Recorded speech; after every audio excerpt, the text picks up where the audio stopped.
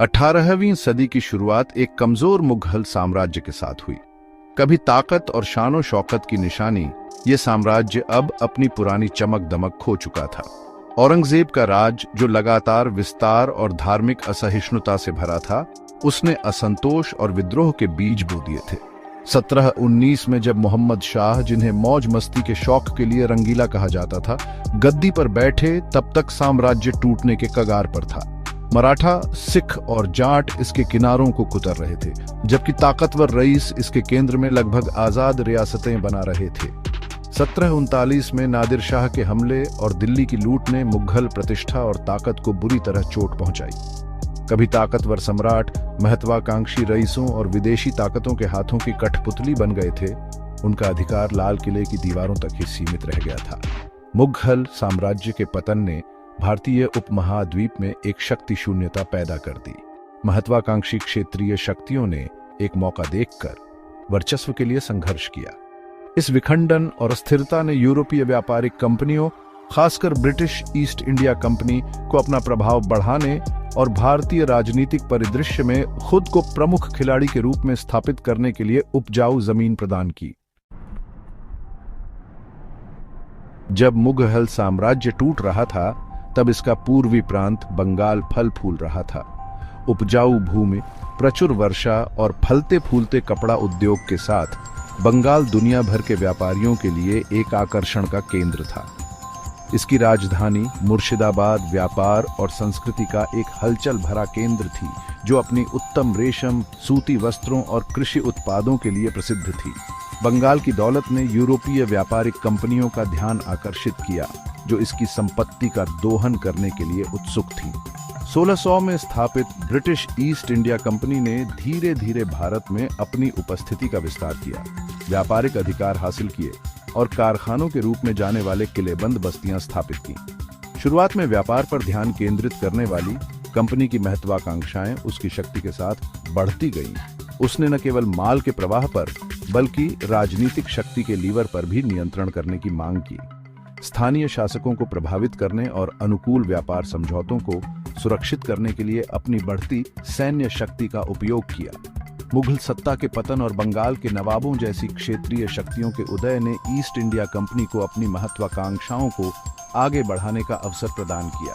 इसने भारतीय अभिजात वर्ग के आंतरिक विभाजनों और प्रतिद्वंद्विता का कुशलतापूर्वक फायदा उठाया, अपने हितों को आगे बढ़ाने के लिए एक गुट को दूसरे के खिलाफ खेला। महत्वाकांक्षाओं के टकराव का मंच तैयार हो गया था, जो भारत की नियति को हमेशा के लिए बदल देगा। सिराजुद्दौला 1756 में बंगाल के तख्त पर बैठा, एक समृद्ध और खुशहाल प्रांत विरासत में मिला। लेकिन महत्वाकांक्षी रिश्तेदारों और ईस्ट इंडिया कंपनी के बढ़ते प्रभाव से भी चुनौतियों का सामना करना पड़ा। 23 साल का एक युवक सिराज अपने गुस्से और शक की स्वभाव के लिए जाना जाता था। कंपनी की बढ़ती ताकत और कलकत्ता में उसके किलेबंदी से चिंतित सिराज ने उन्हें अपनी गतिविधियां रोकने का आदेश दिया। जब कंपनी ने उसके आदेशों की अवहेलना की, तो उसने जून 1756 में कलकत्ता पर कब्जा कर लिया। एक ऐसी घटना जिसके दूरगामी परिणाम हुए। हालांकि सिराज के कार्यों ने उनके अपने दरबार के भीतर एक शक्तिशाली गुट को अलग थलग कर दिया। उनके अपने सेनापति मीर जाफर ने जगत सेठ जैसे धनी व्यापारियों के साथ उनके अप्रत्याशित स्वभाव से डरते हुए और उनकी शक्ति से ईर्ष्या करते हुए उनके खिलाफ साजिश रची। हालांकि सिराजुद्दौला का शासनकाल छोटा था, लेकिन इसने भारतीय इतिहास में एक महत्वपूर्ण मोड़ दिया। ईस्ट इंडिया कंपनी के साथ उनकी झड़प के परिणाम बंगाल की सीमाओं से कहीं आगे तक होंगे, जिससे भारतीय उपमहाद्वीप पर ब्रिटिश प्रभुत्व का मार्ग प्रशस्त होगा। Robert Clive, east India company का एक युवा और महत्वाकांक्षी क्लर्क, 1744 में भारत आया। वह तेजी से रैंकों में ऊपर उठा, भारतीय राजनीति की गहरी समझ और एक क्रूर व्यावहारिकता का प्रदर्शन किया, जो उसकी पहचान बन गई। क्लाइव ने सिराजुद्दौला के शासन के साथ उबलते असंतोष द्वारा प्रस्तुत अवसर को पहचाना। उसने मीर जाफर के विश्वासघात में एक कठपुतली शासक को स्थापित करने का मौका देखा, जो कंपनी को बंगाल के धन और संसाधनों तक अभूतपूर्व पहुंच प्रदान करेगा। क्लाइव की उत्कृष्ट कृति गठबंधन बनाने और भारतीय अभिजात वर्ग के भीतर विभाजनों का फायदा उठाने की उसकी क्षमता थी। वह समझ गया था कि भारत की लड़ाई केवल युद्ध के मैदान में नहीं बल्कि सत्ता के गलियारों में भी साजिश, कूटनीति और धन और प्रभाव के वादे के जरिए जीती जाएगी। प्लासी में क्लाइव की जीत ने भारतीय इतिहास में एक नए युग की शुरुआत की। वह बंगाल का पहला ब्रिटिश गवर्नर बना, जिसने लगभग 2 शताब्दियों तक चलने वाले ब्रिटिश शासन की नींव रखी। भाग 5, साजिश का खुलासा। विश्वासघात के बीज मुर्शिदाबाद के आलीशान महलों में बोए गए थे। मीर जाफर सिराजुद्दौला की शक्ति से ईर्ष्या और उसके अधिकार से नाराज ने अपने लिए तख्त हथियाने का अवसर देखा। उसे जगत सेठ जैसे धनी व्यापारियों में सहयोगी मिले, जो सिराज के अप्रत्याशित स्वभाव से डरते थे और ईस्ट इंडिया कंपनी द्वारा वादा की गई स्थिरता और अनुकूल व्यापार शर्तों के लालची थे। रॉबर्ट क्लाइव ने नवाब के दरबार के भीतर विभाजनों का फायदा उठाने का अवसर देखकर मीर जाफर की विश्वासघाती योजना का समर्थन करने के लिए तुरंत सहमति व्यक्त की। एक गुप्त समझौते पर हस्ताक्षर किए गए, जिसमें सिराजुद्दौला के खिलाफ समर्थन और ईस्ट इंडिया कंपनी को उदार रियायतें देने के बदले मीर जाफर को बंगाल का तख्त देने का वादा किया गया था। साजिश क्लाइव की चालाकी और भारतीय राजनीति में साजिश और हेरफेर की शक्ति की उसकी समझ का प्रमाण थी। इसने सबसे शक्तिशाली शासकों की भी अपने सबसे करीबी लोगों से विश्वासघात की चपेट में आने की संवेदनशीलता को उजागर किया। जैसे जैसे साजिश गहरी होती गई, विश्वासघात की फुसफुसाहट हवा में भर गई, आसन्न संघर्ष पर एक लंबी परछाई डालती हुई। एक ऐसी लड़ाई का मंच तैयार हो गया था जो न केवल सैन्य ताकत से बल्कि छल और विश्वासघात से भी तय होगी। भाग 6, प्लासी का युद्ध, एक गद्दार की जीत। 23 जून 1757 को लड़ा गया प्लासी का युद्ध भारतीय इतिहास में एक निर्णायक क्षण था।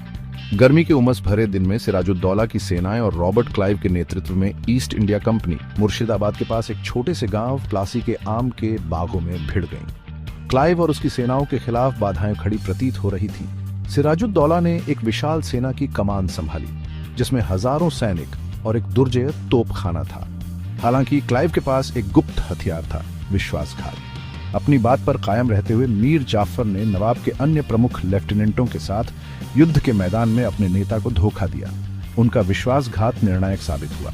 जैसे ही युद्ध शुरू हुआ, मीर जाफर की सेनाएं निष्क्रिय रहीं, जिससे नवाब की सेना का एक महत्वपूर्ण हिस्सा प्रभावी रूप से बेअसर हो गया।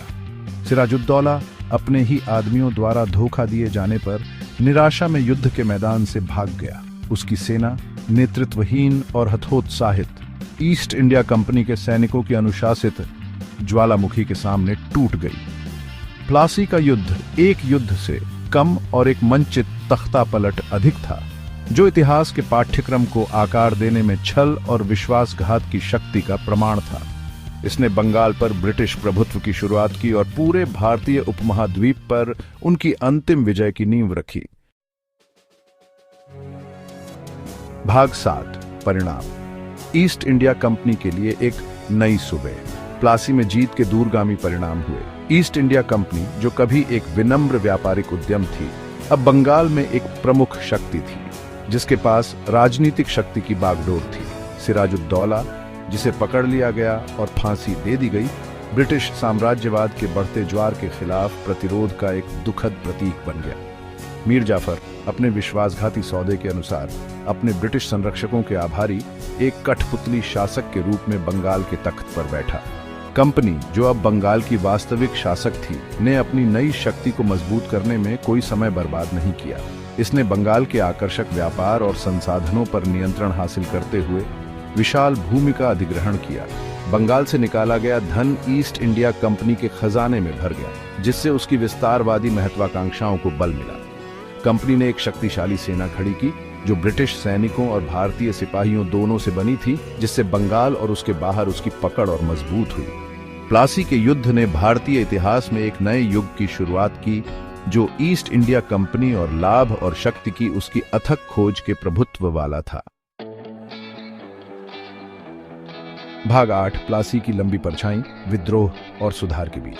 प्लासी के युद्ध ने भारतीय उपमहाद्वीप पर एक लंबी परछाई डाली।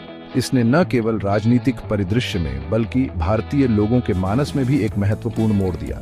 जिस आसानी से एक विदेशी शक्ति ने विश्वासघात और छल के जरिए एक शक्तिशाली भारतीय शासक को अपने अधीन कर लिया, उसने पूरे उपमहाद्वीप में सदमे की लहरें भेज दी। हालांकि प्लासी ने प्रतिरोध के बीज भी बोए। हार के अपमान और उसके बाद हुए शोषण ने ब्रिटिश शासन के खिलाफ आक्रोश की भावना को हवा दी। भारतीय शासकों ने एक आम दुश्मन के सामने फूट के खतरे को महसूस करते हुए गठबंधन बनाना और अपने बचाव को मजबूत करना शुरू कर दिया। प्लासी के युद्ध का भारत में बौद्धिक और सामाजिक सुधार आंदोलनों पर भी गहरा प्रभाव पड़ा। हार के सदमे ने भारतीयों को अपने ही समाज के भीतर की कमजोरियों, आंतरिक विभाजन, भ्रष्टाचार और पारंपरिक संस्थानों के पतन का सामना करने के लिए मजबूर किया। विचारकों और सुधारकों की एक नई पीढ़ी उभरी जो सामाजिक परिवर्तन, धार्मिक सहिष्णुता और भारत की समृद्ध बौद्धिक और सांस्कृतिक विरासत की पुनर्खोज की वकालत कर रही थी। भाग 9 निष्कर्ष। प्लासी की स्थायी विरासत। प्लासी का युद्ध, महत्वाकांक्षा, विश्वासघात और सत्ता की लालसा की कहानी इतिहास के इतिहास में गूंजती रहती है। इसने एक युग के अंत, मुगल शासन के अंत और भारतीय उपमहाद्वीप पर ब्रिटिश प्रभुत्व की शुरुआत को चिह्नित किया। युद्ध की विरासत जटिल और बहुआयामी है, एक ऐसी टेपेस्ट्री जो त्रासदी और परिवर्तन दोनों के धागों से बुनी गई है। प्लासी आंतरिक विभाजनों के खतरों और अनियंत्रित महत्वाकांक्षा की मानवीय कीमत की कठोर याद दिलाता है। ये मानवीय भावना के लचीलेपन, स्वतंत्रता और आत्मनिर्णय की स्थायी खोज को भी उजागर करता है, जिसने अंततः भारत की स्वतंत्रता का नेतृत्व किया। 1757 में उस भयावह दिन की घटनाएं भारत के औपनिवेशिक अतीत और आत्मनिर्णय के लिए उसके स्थायी संघर्ष की हमारी समझ को आकार देती रहती है। प्लासी का युद्ध हालांकि एक ब्रिटिश जीत थी, अंततः भारत के जागरण के लिए एक उत्प्रेरक बन गया, जिसने भविष्य का मार्ग प्रशस्त किया, जहां राष्ट्र उपनिवेशवाद के बंधनों से मुक्त होकर अपनी नियति खुद लिखेगा।